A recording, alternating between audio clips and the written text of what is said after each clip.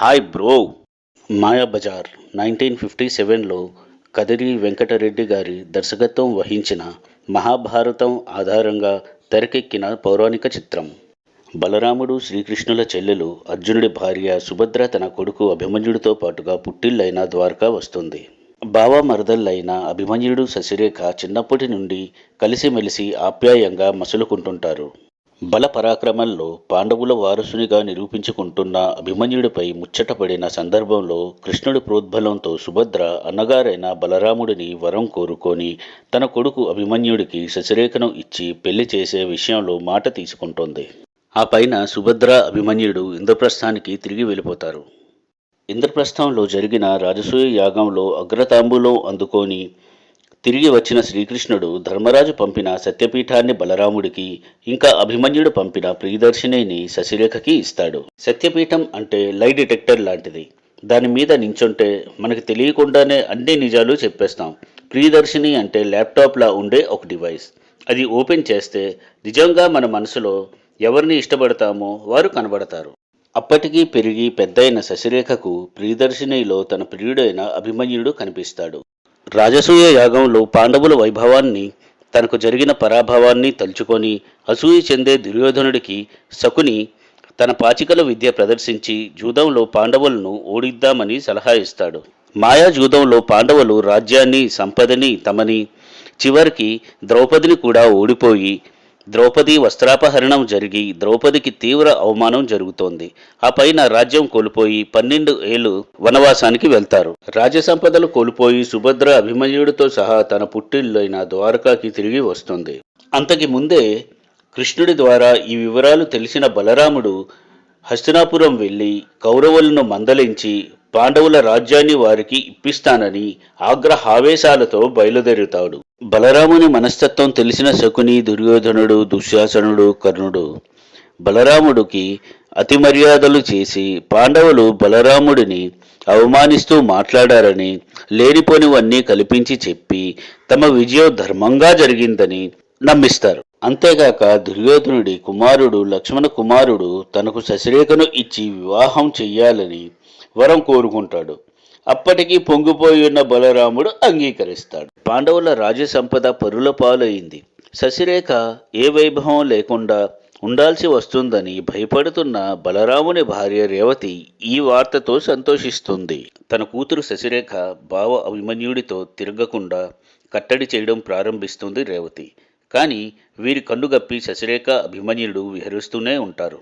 చివరకు అందరి ముందు శశిరేఖను దుర్యోధన చక్రవర్తి కుమారుడు లక్ష్మణ కుమారునికి ఇచ్చి వివాహం చేసేందుకు వాగ్దానం చేసినట్లు బలరాముడు, రేవతి అంగీకరిస్తారు. దీన్ని శశిరేఖ, సుభద్ర, అభిమన్యుడు ప్రతిఘటిస్తారు. కానీ కృష్ణుడు మాత్రం అప్పటికీ తాను అన్నగారి పక్షమే అయినట్లు కనిపిస్తాడు. వాగ్వాదం జరిగి సుభద్ర, అభిమన్యులు దారుకుని రథంపై ద్వారకా విడిచి వెళ్ళిపోతారు. అయితే కృష్ణుడు రహస్యంగా దారుకుని పిలిచి వీరిద్దరిని అడవిలోని ఘటోత్కచుని ఆశ్రమానికి తీసుకెళ్లమని ఉపదేశిస్తాడు. ఘటోత్కచుడు రాక్షస వంశీకురాలైన హిడింబి ఇంకా పాండవుల్లో రెండవ వాడైన భీమసేనుడి కుమారుడు. అతను అడవిలో ఆశ్రమం నిర్మించుకొని తన గ్రూప్కి నాయకత్వం వహిస్తూ పాండవులకు అవమానం చేసిన కౌరవులపై ద్వేషం పెంచుకొని జీవించుతుంటాడు. అతను ఆశ్రమం సమీపానికి అభిమన్యుడు, సుభద్ర ఉన్న రథం రాగానే ఎవరో నరులు అనుకొని వెంటనే తన రాక్షస వీరుల్ని పంపి చిత్తు చేయబోతాడు. కానీ ఆమె తన బాబాయ్ అర్జునుడి భార్య సుభద్రాదేవి అన్న సంగతి తెలుసుకొని సగౌరవంగా తనతో తీసుకెళతాడు. వారిద్దరికీ అతిథి సత్కారాలు జరిపించాక సుభద్రకు జరిగిన అవమానాన్ని తెలుసుకొని శశిరేఖను తీసుకువచ్చేందుకు ద్వారకకు బయలుదేరుతాడు. అర్ధరాత్రి ద్వారకకు చేరుకొని అక్కడ శశిరేఖ ఎవరో తెలియక కన్ఫ్యూజన్లో ఉండగా కృష్ణుడు చెప్పిన దాని ప్రకారం నిద్రిస్తున్న శశిరేఖను తన ఆశ్రమానికి తీసుకువెళ్తాడు. తానే మాయా శశిరేఖగా రూపం మార్చుకొని వచ్చి ద్వారకలో ఆమె మంచంపై నిద్రిస్తాడు. అలాగే తన అనుచరుడైన చిన్నమయ్య, లంబూ జంబూలు తీసుకువచ్చి కౌరవులకు ఓ మాయా నగరాన్ని విడిదిగా సృష్టించమని సూచిస్తాడు. ముందుగా పెళ్లికూతురిని చూడాలని పిలిపించిన లక్ష్మణ కుమారుని ఆట పట్టించి శకుని, భానుమతి దేవిని అల్లరి పెడుతోంది మాయా శశిరేఖ. అంటే రూపం మార్చుకున్న ఘటోత్కచుడు. పెళ్లికొడుకు తరపున వచ్చిన శర్మ, శాస్త్రి, సారథి వంటి వారిని కనికట్టు చేసి మాయ చేసి బాధలు పెడతారు చిన్నమయ్య, లంబు ఇంకా జంబు. మాయా శశిరేఖ రూపం విడిచిపెట్టి ఘటోత్కచుడు వెళ్ళి భోజనం అంతా ఒక్కడే తినేస్తాడు. తిన్న భోజనం లేదనుకునే లోపు మళ్ళా సృష్టిస్తాడు చిన్నమయ్య. కౌరవులు, హస్తినాపురి జనాలు మాయా బజార్లో రకరకాల వస్తువులు తీసుకుంటారు.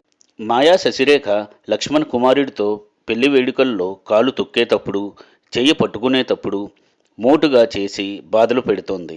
అంతేగాక పీటల మీద జీలకర్ర, బెల్లం పెట్టాల్సిన సమయానికి తాలి కట్టే వేళకు కోతిలా, దెయ్యంలా కనిపించి జడిపిస్తుంది.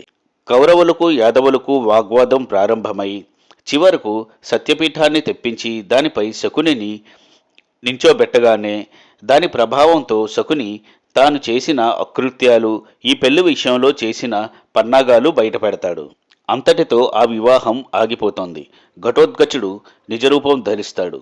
కౌరవులు ధరించిన మాయాబజారు వస్తువులన్నీ పాములైపోగా తాను మాయతో దుష్టచతుష్టయాన్ని కట్టకట్టి హస్తినాపురికి పంపిస్తాడు. మరోపక్క ఘటోత్కచుడి ఆశ్రమంలో శశిరేఖకు, అభిమన్యుడికి సలక్షణంగా వివాహం జరుగుతోంది.